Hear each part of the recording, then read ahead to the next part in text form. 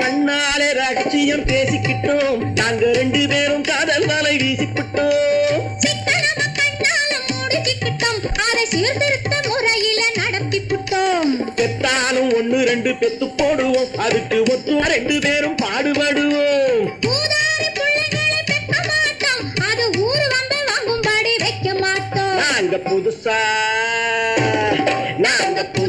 கட்டிக்கிட்ட ஜோடிதானுங்க, நல்ல பாட்டு படிக்கும் வாரம் பாடிதானுங்க.